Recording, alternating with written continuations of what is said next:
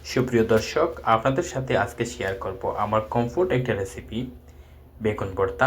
আসসালামু আলাইকুম, কেমন আছেন সবাই? আশা করি ভালো আছেন। আমিও আলহামদুলিল্লাহ ভালো আছি। তো বেগুন ভর্তা পুড়ে ভর্তা করলে বেশি মজা হয়, এই জন্য আমি একটু 4টা বেগুনকে ছোটো ছোটো করে নিলাম, সাথে একটা রসুন, 2টা টমেটো এবং কিছু শুকনা মরিচ। বাস এই বেসিক কয়েকটা আইটেম দিয়ে কিন্তু দুর্দান্ত স্বাদের এই পোড়া বেগুনের ভর্তা হয়। তারপরে এখানে অ্যাড করব আমি সরিষার তেল এবং লবণ।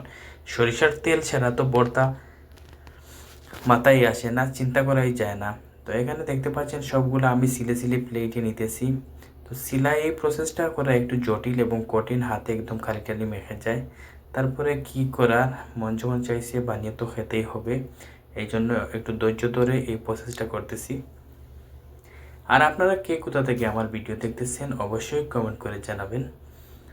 আর আমার ভিডিওগুলো ভালো লাগলে অবশ্যই লাইক কমেন্ট শেয়ার করতে ভুলবেন না। আপনাদের কমফোর্ট কোনো রেসিপি যদি থাকে তাহলে কমেন্টে জানাবেন, আমি ট্রাই করার চেষ্টা করব। তো দেখতে পাচ্ছেন এখানে আমার সবগুলা সিলা হয়ে গেছে। এখন আমি এখানে অ্যাড করব লবণ, অল্প করে লবণ দিলাম। এখন ম্যাশ করে নেব অল্প অল্প করে সবগুলা। তো ম্যাশ করাও একটু কঠিন, একটু জোরে জোরে চাপ দিয়ে দিয়ে ম্যাশ করতে হবে। তারপরে এখানে আমি অ্যাড করে দেব সরিষার তেল। সরিষার তেল প্রথমে আমি অল্প করে দেব, তারপরে যদি লাগে আবারও দেব। আর এই সরিষার তেলের কারণে কিন্তু ভর্তার টেস্টটা একদম ভিন্ন হয়ে যায়, মনে করেন একদম কিকে উঠে যায়। দেখতে পাচ্ছেন আমি ভালো করে ম্যাশ করে নিতেছি। ম্যাশ করে হয়ে যাওয়ার পরে এখন টেস্ট করে দেখছি লবণ একটু কম, আবার একটু লবণ অ্যাড করে এখানে প্লেটিং করে উপর থেকে কিছু সরিষার তেল দিয়ে দিলাম। তারপরে এখন খাওয়ার পালা।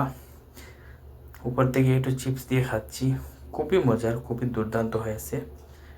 ভালো থাকবে।